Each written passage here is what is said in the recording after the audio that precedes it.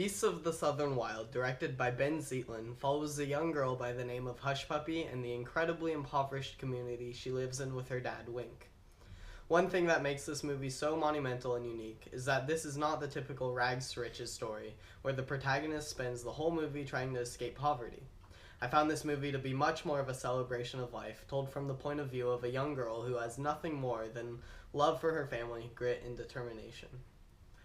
Hush Puppy and Wink live in a bayou community named the Bathtub.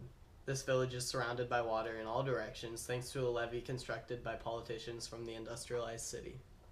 This movie explores how growing up and living in a certain place with unique historical, political, and social constructs shapes what kind of people we become. Early in the movie, there are two scenes that paint a picture of how this community lives and what they believe. The first scene is of Hush Puppy and Wink driving a makeshift boat to the levee. In the distance, we see the industrial city, possibly a refinery, looming in a haze. Wink rhetorically asks Hush Puppy something along the lines of, "Doesn't that look terrible?" He has good reason to hate the city, because he feels they built the levee to keep his community away from them. This is pretty much the only visual we have of the outside world, a strategic move by director Zeitlin.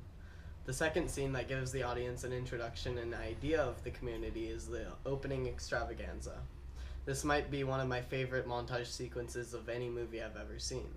It opens up with longer shots of different tin-sided houses tucked into the thick woods and bogs. We follow Hush Puppy as she runs around the village, leading us downtown where we are met with a boisterous parade.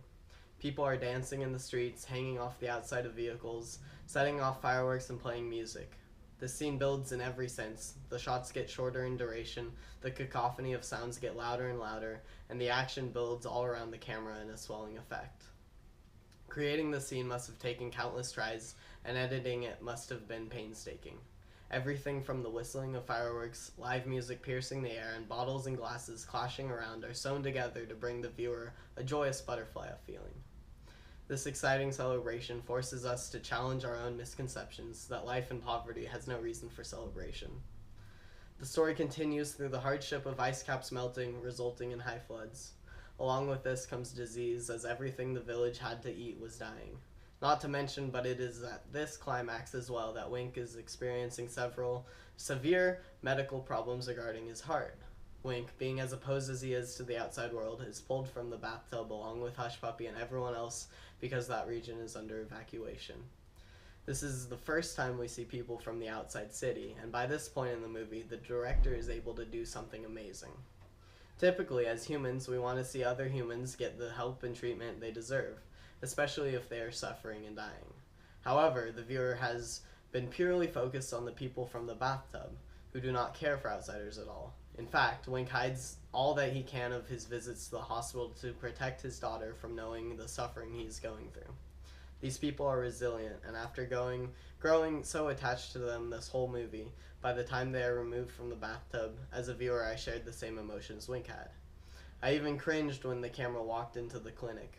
The change in set design and lighting was drastic, as everything was bright and clean, which was such a contrast to the bathtub. Movies that can make you take on the same emotions as the characters are somewhat rare, much less take on opinions you generally disagree with outside of the film, and is why I fell in love with this production.